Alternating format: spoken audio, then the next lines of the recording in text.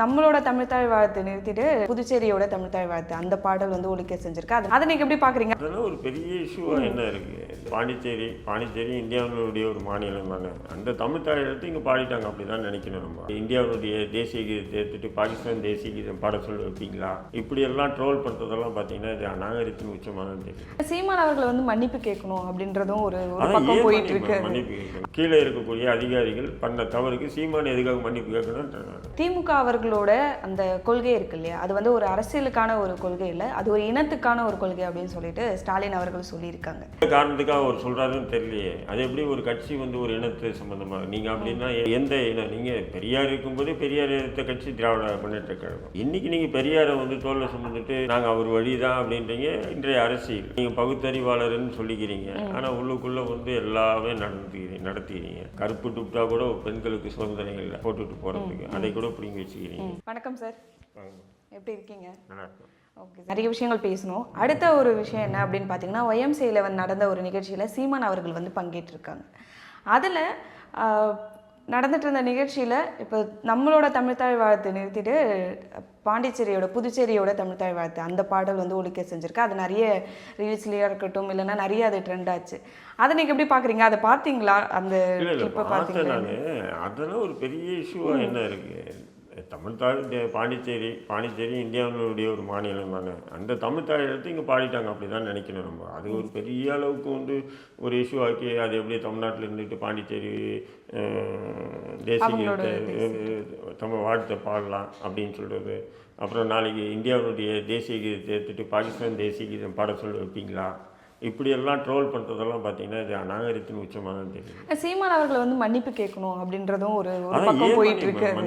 அவர் பங்கேற்று இருக்காரு, அவரோட தலைமையில் இருக்காரு, அவரையும் மன்னிப்பு கேட்கணும் அப்படின்னு சொன்னால் அந்த ரெக்கார்ட் போட்டவனையும் அந்த நிகழ்ச்சி ஒருங்கிணைச்ச மீது தான் மன்னிப்பு கேட்கணும். சீமான் ஏன் கேட்கணுன்ற அவர் கேட்க வேண்டிய அவசியமே இல்லையே. அவர் சொல்லி நடந்ததுன்னா நடக்காது. ஏன்னா அது தமிழக அரசுடைய ஒரு கட்டுப்பாட்டில் தான் அந்த பாப்சி இந்த இருக்குது, அந்த புத்தக இது இருக்குது. அப்படி இருக்கும்போது அவங்க உங்கள் கீழே இருக்கக்கூடிய அதிகாரிகள் பண்ண தவறுக்கு சீமான் எதுக்காக மன்னிப்பு கேட்கணும்ன்ற இவர் திரு சூப்பா வீரபாண்டியன் அவர்களை வந்து மன்னிப்பு கேட்கணும் அப்படின்னு சொல்லிட்டு கண்டனம்லாம் நடத்த போகிறோம் அப்படின்ற மாதிரிலாம் சொல்லியிருக்காங்க. அதை பார்த்தீங்க? அவங்க நேற்று கூட கண்டன போராட்டம் பண்ணாங்க, பொதுக்கூட்டம் நடத்தினாங்க. கூட்டம் கூட பெரிய அளவுக்கு இல்லை. சீமானை எதிர்த்து நாங்கள் நடத்துகிறோம்னு சொன்னால் பெரிய அளவுக்கு நடந்த கூட்டம் கூடி இருக்க மாதிரி பெரிய அளவுக்கு இல்லை. அவங்க இத்தனைக்கு ரொம்ப நாளாக விளம்பரம் பண்ணிட்டு இருந்து நடத்துகிறாங்க. அங்கே கூட ஒன்றும் இல்லை, கருத்தியில் அவங்க முன்வைக்க முடியல எதுவுமே. நான் என்ன சொல்கிறேன், பல விஷயங்கள் நீங்கள் வந்து சொல்லலாம். நான் என்ன சொல்கிறேன், இந்த தமிழ்நாட்டை வந்து தேசியம் ஆண்டு இருக்குது, அது தேசிய கட்சி ஆண்டு இருக்குது காங்கிரஸ். திராவிட கூட ஆண்டுச்சு, அதிமுக திமுகன்னு மாறி ஒரு 50 வருஷம் ஆண்டுட்டாங்க. சரி, தமிழ் தேசியமும் ஆளட்டுமே. அவங்களும் எப்படி ஆள்றாங்க, அவங்களுடைய சித்தாந்தங்கள் கொள்கைகள் தமிழ்நாட்டை எப்படி நிறைய பேசிட்டு இருக்காரு. நம்ம ஆளட்டுமே, விடுவேன். நான் கேட்குறேன், விடுவேன். எல்லாமே ஆண்டதை நம்ம பார்த்தோம். ஆமாம், திராவிடம் ஆண்டதையும் பார்த்துட்டோம், தேசியம் அதாவது அகில இந்திய கட்சி காங்கிரஸ் ஆண்டதையும் பார்த்துட்டோம். இப்போ தமிழ் தேசியம் ஆளணும்னு சொல்லி இன்றைய இளைஞர்கள் சீமான் மற்றும் அவரை தொடர்ந்து இன்றைய இளைஞர்கள் விருப்பப்படுறாங்கன்னா ஆளட்டும், ஒரு வாய்ப்பு கொடுக்கலாம் இல்லை. அவங்க ஆண்டு அப்போது அவங்களுடைய ஏதாவது பண்ணாங்கன்னு சொன்னால் அப்போ நம்ம எதிர்ப்பு தெரிவித்து லாஜிக்காக நம்ம ஏற்றுக்கலாம். ஆள்றதுக்கு முன்னாடியே நொங்குதுன்னு சொன்னீங்கன்னா அப்போது ஏதோ ஒரு காரணம் தானே. ஆனால் ஏதோ ஒரு விஷயத்துக்காக தானே மக்கள், ஏன்னா இது மக்கள் கொண்டு வரது தான். யாரும் முடிவெடுத்து ஓகேப்பா இந்த 5 வருஷம் இவங்க இருந்துட்டாங்க, அடுத்த 5 வருஷம் இவங்க வரட்டும் அப்படின்னு யாரும் முடிப்படலை. மக்களுக்கிட்ட அவர் எவ்வளோ பேசினாலும், எவ்வளோ அவருக்கு ஆதரவாக இளைஞர்கள் வந்தாலுமே மக்கள்கிட்ட அது அவரோட கருத்துக்கள் அதிகமாக போய் சேரலன்னு நினைக்கிறீங்களா? ஏன் அவர் இன்னும் வரல? ஏன்னா அதிகமாக அவர் தான் பேசுகிறாரு. நீங்கள் அப்படி பார்த்தீங்கன்னா இப்போ திமுகலேருந்து விலகினது அதிமுக. ஆமாம். அப்போ திமுகலேருந்து விலகும் போது அதில் இருந்த ஒவ்வொரு மாவட்டத்துக்கும் 10 பேர் அதிமுகவுக்கு போயிட்டான். 20 பேர் இருக்கான்னு ஒரு மாவட்டத்துக்கு கட்சியில் முக்கிய நிர்வாகிகள் 20 பேர் இருந்தால் அதிமுக ஒரு கட்சி ஆரம்பிச்சவங்க இந்த 10 பேர் அதில் போயிட்டான். புரியுதுங்களா? அதேமாரி வந்து அந்த கட்டமைப்பு அப்படியே வந்து அதிமுகவுக்கு போயிடுச்சு. அது லாஜிக்காக அது ஒரு இது, அது எம்ஜிஆர் என்ற ஒரு ஃப்ரேம் ஒன்று இருந்தது. புரியுதுங்களா? அதேமாரி இப்போது விஜய் ஆரம்பித்த கூட அது பார்த்தீங்கன்னா சினிமா ப்ராப்ளம் அது சினிமா ப்ராப்ளம்னாவே அவங்களுக்கு ஒரு இது கிடைச்சிருது. அப்போ அது இயற்கையாக மாறிடுது. சீமானுக்கு என்ன கிடையாது? எதுவுமே இல்லையே. ஒரு சித்தாந்தத்தை, ஒரு கொள்கை சித்தாந்தத்தை முன் வச்சு பேசி தான் இன்றைக்கி ஒரு கட்சியை வந்து தேர்தல் ஆணையத்தால் அங்கீகரிக்கப்பட்ட ஒரு நிலை கொண்டு வந்திருக்காங்கன்னா இதுவே அவருக்கு மிகப்பெரிய வெற்றி தான். சாதாரணமாக நீங்கள் பார்க்காது. அப்படி இருக்கும்போது அதுக்கு அடுத்த நிச்சய நிலையில் வந்து வெற்றி பெற வாய்ப்புகள் இருக்கு. சீமானுக்கு வாய்ப்புகள் இருக்குது நிறைய. இன்றைக்கி மாற்றங்கள் இப்போ நானே எடுத்துக்க சீமானை எடுத்துகிட்டு இருந்தேன். இப்போ நான் பார்க்குறேன், ஆமாம் எல்லாம் திராவிடம் தேசியம் எல்லா மாதிரியும் ஆண்டிட்டானுங்க, இவ்வளோ ஆளட்டமே என்ன தப்பு அப்படின்ற எண்ணத்துக்கு போகிறோம் இல்லையா? அப்போது இதே மாதிரி பொதுமக்களும் அப்படி போனாங்கன்னா வாய்ப்பு இருக்குது. Okay sir. ஸோ ஒரு நம்பிக்கையாக சொல்லியிருக்கீங்க அவரோட கட்சி வந்து வரும்ன்றது. அடுத்த வந்து பார்த்தீங்கன்னா என்னென்னா, இப்போது ரொம்ப வருஷமாக சிறையில் இருந்துகிட்டு இருக்க இஸ்லாமியர்களுக்கு வந்து விடுதலை கிடைக்கணும் அப்படின்றதுக்காக புழலில் வந்து ஒரு எதிர்ப்பு போராட்டம், முற்றுகையிட்டு ஒரு போராட்டம் நடக்கிறது. அது அந்த பேஸ் பண்ணி ஒரு விஷயங்கள் இப்போ போயிட்டுருக்கு. அதிகமாக மக்கள் தெரிய வரலனாலும் இது என்ன அப்படின்றது எல்லாரும் தேடி பார்க்குறாங்க. எதனால் இந்த ப்ராப்ளம் நடக்குது, இந்த சர்ச்சை எதனால் உண்டாகிருக்கு அப்படின்னு சொல்லிட்டு அதை பற்றி தெளிவாக சொல்லுங்கள். அதை நீங்கள் எப்படி பார்க்குறீங்க, என்ன நடக்கும்? என்ன இப்போ நீங்கள் சொல்லல, சிறைவாசி விடுதலை கோரி இந்த போராட்டம் நாங்கள் பண்ணலை. இப்போ 10 ஆண்டுகளுக்கு மேலே விசாரணை சிறையாளியாகவே இருக்காப்புல போலீஸ் பக்ருவின்ற போலீஸ் புழல் சிறையில் இருக்கார், விசாரணை சிறையில் இருக்கார். இவரை திடீர்னு என்ன பண்ணுறாங்கன்னா சோதனைன்ட்டு போகிறாங்க. அந்த சோதனையில் பிரச்சனைன்னு சொல்லிட்டு அவரு வந்து வார்டரை அடிச்சிட்டாவும், அதாவது அதிகாரிகளை வந்து கைதி அடிச்சிட்டதாகவும் ஃபஸ்ட்டு ஊடகங்களில் செய்தி வருது. அடுத்த நாள் என்ன பண்ணுறாங்க, அவரை கடுமையான முறையில் ஒரு 20க்கும் மேற்பட்ட நீதிமன்றம் போயிட்டு வராரு. வந்தவுடனே 20க்கும் மேற்பட்ட நபர்கள் ஒன்று சேர்ந்து அவரை கடுமையாக தாக்கி காயங்களுக்கு உள்ளாக்குறாரு. ஆகி அவரை தனிமை சிறையில் வச்சு பூட்டிடுறாங்க. இப்போ அதை எதிர்த்து தான் நான் வந்து இந்திய தேசிய கட்சி சார்பாக புழல் சிறை முற்றுகை போராட்டத்தை அறிவிச்சிருக்கேன். அப்போது ஒரு சிறைக்குள்ளே இருக்கும்போது நிச்சயம் வந்து இப்போ ஒரு வார்டர் நான் ஒரு பலசாலி, ஒரு 2 வார்டரை அடிச்சிடலாம். ஆனால் 20 பேர் வருவான். 20 பேர் அடிச்சிடலாம், 200 பேர் வருவான். 200 பேர் அடித்தா 2000 பேர் வருவான். ஒரு அரசு நிர்வாகம் இல்லையா? அப்போது சிறைக்குள்ளே எந்த கைதியுமே வார்டரை அடிக்க மாட்டாங்க. அப்படி இருக்கும்போது வார்டரை அடித்ததாக இவங்களா செய்திகளை இந்த பாலிமர் டிவி போன்ற செய்தி தகவலை அனுப்பிட்டு அடுத்த நாள் ஒரு நபரை விசாரணை சிறையாளியாக இருக்கக்கூடிய ஒருத்தரை வந்து அவன் வந்து ஜுடிஷியரி கஸ்டடி, அதாவது நீதிமன்ற காவலில் இருக்கக்கூடிய ஒரு நபரை சிறை காவலர்கள் அடிக்கவே கூடாது. ரெண்டாவது லட்டியே ஜெயிலுக்குள்ளே அனுமதி இல்லை. லட்டி ஏன் சொன்னால் லட்டி என்ன அடிச்சிருவாங்கன்னு தெரியும், லட்டியே அனுமதி இல்லை. அப்படி இருக்கும்போது சிறை காவலர்கள் அப்படி வந்து கடுமையான முறையில் தாக்கியிருக்காங்கன்னும்போது தாக்கியும் போட்டு அவர் மீது அந்த சம்மந்தம், அதாவது காவலர்களை தாக்க வந்தாருன்னு சொல்லி வழக்கும் போட்டு அதேமாரி வந்து பார்த்திங்கன்னா அவரை வந்து 3 மாதங்கள் வந்து அவரை நேர்காணல் யாரும் போய் அவருடைய குடும்பத்தாரோ வழக்கறிஞரோ யாரும் நேர்காணல் பார்க்க முடியாது ஒரு தனிமை சிறையில் அடைச்சி வச்சிருக்கிறது என்பது அது மனித உரிமைக்கு மீறிய செயல். இதை கண்டித்து தான் இந்திய தேசிய கட்சி சார்பாக வெள்ளிக்கிழமை வந்து 3 மணிக்கு நாங்கள் முற்றுகை போராட்டத்தை அறிவிச்சிருக்கோம்.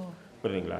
அப்போது ஒரு ஜனநாயக நாட்டில் சட்டத்துக்கு மீறி அதிகாரிகளே செயல்படுறாங்கன்னா சட்டத்தை நாங்கள் மீறதுனால தான் ஜெயிலில் இருக்கான் இல்லையா? அப்போது அதிகாரிகளே சட்டத்தை மீறினா அப்போ எந்த ஜெயிலில் தூக்கி போடுவீங்க நீங்கள் அவங்கள? அப்போ இதை கண்டிப்பது என்பது எங்களுடைய கடமை. அந்த அடிப்படையில் தான் அந்த போராட்டத்தை வச்சுருக்கோம். சிறைவாசிகள் விடுதலை கோரிய போராட்டம். என்ன மாதிரியான கோரிக்கைகள்லாம் நீங்கள் முன் வச்சு இந்த முற்றுகை போராட்டம் வந்து நடக்க போகுது? இல்லை, அதாவது அந்த சையத் சாஜித் என்ற ஒரு டெப்டி ஜெயிலர் அவர் தலைமையில் தான் போய் அடிச்சிருக்காங்க.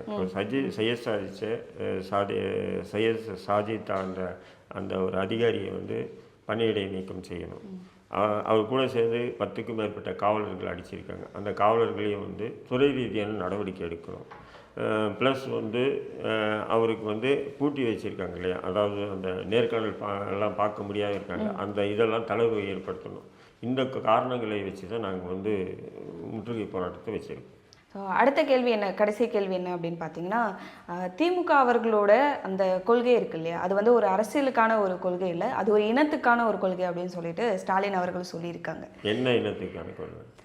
அது வந்து திராவிட இனத்துக்காகுது அப்படின்னு சொல்லியிருக்காரு. அது ஒரு அரசியல் கட்சியா இல்லை, அது ஒரு இனம் அப்படின்ற மாதிரியான ஒரு அப்படி ஒரு பேச்சு அவர் சொல்லியிருக்காரு. அதை நீங்கள் எப்படி பார்க்குறீங்க? இல்லை, அதுதான் எனக்கு என்ன இனம்னு சொன்னார்னா நம்ம அதுக்கு பதில் சொல்லலாம். அவர் இனத்துக்கான கொள்கை திராவிட முன்னேற்ற கழகம் அப்படின்னு சொன்னால் அதுக்கு நம்ம விளக்கம் சொல்ல முடியும். அவர் எதை நோட் பண்ணி சொல்லியிருப்பாரு நீங்கள் நினைக்கிறீங்க? அதுதான், அது எந்த காரணத்துக்காக அவர் சொல்கிறாருன்னு தெரியலையே. அது எப்படி ஒரு கட்சி வந்து ஒரு இனத்து சம்மந்தமாக நீங்கள் அப்படின்னா அது எந்த இனம்? நீங்கள் பெரியார் இருக்கும்போதே பெரியார் எதிர்த்த கட்சி திராவிட முன்னேற்ற கழகம், பெரியாரை கடுமையாக எதிர்த்த கட்சி திராவிட முன்னேற்ற கழகம். இன்றைக்கி நீங்கள் பெரியாரை வந்து தோளில் சுமந்துட்டு நாங்கள் அவர் வழி தான் அப்படின்றீங்க. இன்றைய அரசியல் திராவிட மாடல்ன்றீங்க, அது உங்களுடைய அரசியல் ஃப்ரண்ட்டு தான் பார்க்கணும். நீங்கள் பகுத்தறிவாளர்னு சொல்லிக்கிறீங்க, ஆனால் உள்ளுக்குள்ளே வந்து எல்லாமே நடத்துகிறீங்க. கருப்பு துப்டா கூட பெண்களுக்கு சுதந்திரம் இல்லை போட்டுட்டு போகிறதுக்கு, அதை கூட பிடிங்கி வச்சுக்கிறீங்க இல்லையா? வாஸ்து சாஸ்திர அடிப்படையில் பேனா சிலை வைக்கிறது பிரச்சனைன்னு சொல்லிட்டு அதை தவிர்த்துட்டு நீங்கள் என்ன பண்ணுறீங்க, கலைஞர் சமாதி கீழே வந்து பெரிய இந்த ஒரு கட்டி வச்சுருக்கீங்க. என்ன மாளிகை அது, ஏதோ ஒரு மாளிகை மாரி ஒன்று கட்டி வச்சுருக்கீங்க. அப்போ இதெல்லாம் பார்க்கும்போது அப்போ உங்களுக்கு எங்கே ஒரு பகுத்தறிவினுடைய ஒரு ஊற்றின் ஒரு துளி கூட உங்கள்கிட்ட இல்லைன்னும் போது அப்போ நீங்கள் எப்படி அதை ஒரு திராவிட இனத்தினுடைய அடையாளமாக திமுகவை பார்க்க முடியும்? சில பேர் உங்களுக்கு ஜாலரா அடிச்சுட்டு திமுகவுக்கு ஆதரவாக இருக்கானுங்க, அவங்க கூட அதை சொல்லிக்கலாம் திராவிடம் திராவிடம் திராவிடம்னு சொல்லி. திராவிடம்னு சொன்னீங்கன்னா அது திராவிடத்துக்கு உண்டான அந்த எந்த ஒரு இதுவும் திமுக அரசு ஏன் பெரியாரை அசிங்கமாக திட்டினாப்புல, நான் உடைப்பேன் சிலையேன்னு சொன்னாப்புல அண்ணாமலை. உங்களுக்கு தில்லு தெராணி இருந்ததுன்னா அண்ணாமலை கைது பண்ணி உள்ளே போட்டிருக்கலாம். நீங்கள் அண்ணா திமுக அவனுடைய ஸ்தாபகர் நிறுவனர் அண்ணாவை கேவலமாக பேசினாப்புல. அப்போ நீங்கள் அவ கண்டனம் கூட இல்லை, கைது பண்ணுறது விடுங்க, ஒரு சாதாரணமான கண்டனம் கூட திமுகவில் பண்ண முடியல. அப்படி இருக்கும்போது நீங்கள் எப்படி அது ஒரு கட்சி ஒரு இனத்தின் அடையாளம்னு சொல்ல முடியும்? இப்போ நாம் தமிழர் கட்சி சொல்லலாம் இனத்தின் அடையாளம், ஏன்னா தமிழ் தேசிய சித்தாந்தத்தோடு அவங்க கொண்டு வராங்க. நீங்கள் எப்படி இனத்தின் அடையாளம்னு சொல்ல முடியும்? இலங்கையில் தமிழர்கள் கொல்லப்பட்டு இருக்கும்போது நீங்கள் குதூகலமாக இருந்த ஒரு கட்சி தான் திமுக. மக்களுக்காக பெண்களுக்காக அப்படின்னு சொல்லிட்டு நிறைய கொண்டு வராங்களே, அப்போ அவங்களோட இனம் அப்படின்றது ஒரு என்ன பண்ணுறது, அவங்க ஓட்டுக்காக அவங்க அரசியல் பண்ணுவாங்க. ஏன் இவ்வளோ நான் என்ன சொல்கிறேன், பகுத்தறிவு சித்தாந்தவாதிகள் நீங்கள் என்னைக்காவது நீங்கள் பாருங்கள், அந்த வேட்பாளர் தேர்வு நேரத்தில் வேட்பாளரை தேர்ந்தெடுக்கிறது திறமைசாலி அப்படின்னு பார்த்து யாருன்னா நீங்கள் தேர்ந்தெடுத்துருக்கீங்களா? இல்லை. உட்காந்தோடனே நீ எந்த தொகுதி, இந்த தொகுதியில் உன் ஜாதிக்காரன் எவ்வளோ பேர் இருக்கான், இந்த மாதிரி கேள்வி எழுப்பி அடுத்தது எவ்வளோ காசு செலவு பண்ணுவேன், சல்லி எவ்வளோ செலவு பண்ணுவேன், எம்பி இருந்தால் 50 கோடி 100 கோடி செலவு பண்ணுவியா உனக்கு சீட்டு இல்லையா? இல்லை போயிட்டே இரு. இப்படி தானே நீங்கள் இப்போது 40 எம்பி நின்னாங்கல்ல, யாராவது ஒருத்தன் வந்து சாதாரணமாக மக்களுக்காக போராடி ஒரு நிலைக்கு வந்தோடனே எம்பியை நிப்பாட்டினாங்களா? இவங்க பாருங்கள், யாராவது 40 பேரில் ஒரு ஆள் சொல்கிறாங்க. இப்போ இருக்க யாருமே அப்படி இல்லைன்னு நினைக்கிறீங்களா? 40 பேரில் அந்த விடுதலை சிறுத்தையில் ரவிக்குமார் திருமாவளவன் என்னதுன்னா விட்டுருங்க, காங்கிரஸாக இருக்கட்டும் திமுகவாக இருக்கட்டும், யாராவது சாதாரணமான குறைஞ்சது ஒரு 500-1000 கோடிக்கு அதிபதிக்கு தான் எம்பி ஆகிருக்காங்க. அப்போ இவனுங்க எம்பியாக ஜெயிச்சு என்ன தமிழ்நாட்டை காப்பாற்றணுங்க. அவனுக்கு 500 கோடி ரூபா 100 கோடி ரூபா செலவு பண்ணோன்னா 200-300 கோடி சம்பாதிக்கிறதுக்கு என்ன வழின்னு தான் பார்ப்பாங்க. சொல்லுங்கள். அப்போ எங்கேருந்து உங்களுக்கு ஒரு இனத்தின் அடையாளம்? நீங்கள் இனத்தின் அடையாளத்தின் அடிப்படையில் நீங்கள் வந்து எங்கே இப்போ உங்கள் காசு யாருக்கு விட்டானோ அவன் தான் எம்எல்ஏ, காசு யாருக்கு விட்டானோ அவன் தான் அமைச்சர். புரியுதுங்களா? திமுகலே அமைச்சராக இப்போ துரைமுருகன் வீட்டில் சர்ச்சை ரைடு நடந்தது பார்த்தீங்களா இல்லையா? திமுக தலைமையிலேருந்து என்ன ஒரு கண்டன அறிக்கை வந்து தான் ஒரு ஃபார்மாலிட்டிக்காச்சும் மத்திய அரசு திமுக ஆளக்கூடிய கட்சிகளுக்கு எதிராக வந்து, அதாவது மத்திய பாஜக அரசு தங்களுடைய எதிர்கட்சி ஆளக்கூடிய மாநிலங்களில் அத்துமீறி அமலாக்கத்துறையை வச்சு மிரட்டுது அப்படின்ற ஒரு சாதாரணமான ஒரு அறிக்கை வந்து தான். அது அவங்க நாங்கள் அதில் வந்து ஜெயிச்சு காட்டுவோம் எதுவுமே இல்லைன்னு சொல்லிட்டு அப்படி அவங்க ஒரு இதுவாக எடுத்து ஒரு சாதாரண. அப்போது செந்தில் பாலாஜி விஷயத்துக்கு மட்டும் ஏன் குதிச்சிங்க? திமுக தலைமையை தள்ளாடிச்சு குதிச்சு. ஏன்னா செந்தில் பாலாஜி அடிக்கிற காசில் முக்கால்வாசி கொடுத்துறாரு தலைமைக்கு. துரைமுருகன் வந்து என்ன பண்ணுறாருன்னா கொடுக்க மாட்டேறாரு. ஏன்னா ஒரு சீனியர் மோஸ்ட் இல்லை, அண்ணா காலத்துலேருந்து ஒரு திமுகவில் இருக்கிறவர்களாச்சே. அந்த கடுப்பில் இப்போது ரைடு விட்டோம், நாசமாக போட்டோம். நமக்கு என்ன சரி, ஏற்கனவே அது பேஸ் பண்ணி வேறு ஒரு சர்ச்சை முன்னாடி போயிட்டு இருந்துச்சு. தலைமை வந்து பார்த்தீங்கன்னா துணை முதல்வராக வந்ததே வந்து பார்த்தீங்கன்னா இவருக்கு ஏன் கொடுத்தீங்க, நிறைய பேர் இருக்காங்களே மூத்த தலைவர்கள் நிறைய பேர் இருக்காங்களே அவங்களே ஏன் விட்டு வந்தீங்க அப்படின்னு சொல்லிட்டு அது பேஸ் பண்ணி போதா இந்த அமலாக்கத்துறை? அப்படி இல்லைம்மா, திமுக கிட்ட வந்து அமைச்சர்கள் சம்பாதிக்கிறது கொடுக்கணும் தான் அமைச்சராக இருக்கும். செஞ்சு மசானி ஏன் தூக்குனாங்க? அவர் எதுவும் சம்பாதிக்கிறது இல்லை, இவங்களுக்கு கொடுக்குறதும் இல்லை. அப்போ அந்த டம்மி பீஸை தூக்கு, நாசரை போடு. அப்போ அவன் சம்பாதிக்கிறதுல கொஞ்சம் கொடுக்குறான் தலைமைக்கு. இதுதான் எந்த அமைச்சரும் சரி, சம்பாதிக்கிறதுல கரெக்டாக மாமூல் வெட்டிட்டாங்கன்னா அவங்களுக்கு எந்த பிரச்சனையும் இல்லை, அவங்க 5 வருஷமாக அமைச்சராக இருக்கலாம். இல்லைன்னு சொன்னால் உடனே இப்போ வந்து சீனியர் மோஸ்ட் இருக்காங்களே, இப்போ துரைமுருகன், கே நேரு, பெரியசாமி, இவங்கெல்லாம் வந்து இவங்ககிட்ட கேட்க முடியாது இல்லையா? சீனியர் இவங்க எப்படி கொடு அப்படின்னு கேட்க முடியாது. அப்போ என்ன பண்ணுறதுன்னா இந்த மாதிரி ரைடு விட்டாங்கன்னா அமைதியாக சந்தோஷமாக இருக்குது. ஒரு ஐடி நான் என்ன சொல்லுவேன், திமுக ஐடி இவங்க கூட இதை பெரிய அளவுக்கு பேச போகிறாங்க இந்த ரைடு விஷயத்தில். அதுவும் நான் கெட்டபரெல்லாம் வச்சு கதவை இடித்தானுங்க, பீரோவை உடைச்சிருக்கானுங்க ஒரு அமைச்சர் வீட்டில். இதுக்காச்சும் ஒரு சாதாரணமான கண்டனம் வந்ததா சொல்லுங்கள் திமுக சார்பாக? யார் சைலண்ட் மூடில் அப்படி ஒரு சம்பவம் தமிழ்நாட்டில் நடக்காத மாதிரி இருக்குது. ஏன் மம்தா பானர்ஜியுடைய அமைச்சர்கள் வீட்டில் ரைடு போகும்போது கூட இங்கே குதிச்சார் முதல்வர். எதிர்கட்சி ஆளக்கூடிய மாநிலங்களில் அமைச்சர்கள் வீடுகள்லாம் சோதனை பண்ணுறாங்க, இதெல்லாம் வந்து தவறு அப்படின்னு சொல்லி முதல்வர் கண்டனம் தெரிவித்தார். இன்றைக்கி தன்னுடைய திமுகவில் மூத்த குடி அமைச்சர் அவர் வீட்டில் ரைடு போனதுக்கு ஏதாவது ஒரு சாதாரணமான கண்டனம் கூட திமுக தரப்பில் இல்லைன்னா இதில் புரிஞ்சுங்க. வேறு ஒன்றும் இல்லை, எதுவும் கொடுக்குறதில்ல. அவரும் அடிக்கிறவர் தான், தலைமைக்கு கொடுக்குறதில்ல. செந்தில் பாலாஜி கொடுக்குறாரு. அதனால தான் செந்தில் பாலாஜி விஷயத்தில் பாருங்கள், IT raid income tax raid போகும்போது 500-1000 பேர் போயிட்டான் பாருங்கள். இங்கே அண்ணா அறிவாலயத்துலேருந்து அறிக்கைகளாக வந்துகிட்டே இருந்தது பாருங்கள், பார்த்தீங்களா? பார்த்தேன். அப்போது செந்தில் பாலாஜியோட திமுகவில் வந்து பலகீனமானவர துரைமுருகன் இதுதான், பணம் தான், சல்லி தான். அதேமாரி அவங்க எம்எல்ஏ எம்பிகள் தேர்ந்தெடுக்கிறது சல்லி தான். அது ஒரு காலத்து மக்களுக்காக போராடணும். இன்றைக்கி வந்து மக்களுக்காக நின்னா எம்எல்ஏ ஆனால் எம்பி ஆனால் இன்றைக்கி கவுன்சிலராக கூட ஆக முடியாது. மக்களுக்காக போராடணும். அது கூட 5 கோடி ரூபா வேணும். இன்றைக்கி அப்படி ஒரு கார்ப்பரேட் இதுவாக தேர்தலை உருவாக்கி வச்சுட்டாங்க. அதுக்கு முக்கிய காரணம் திமுக.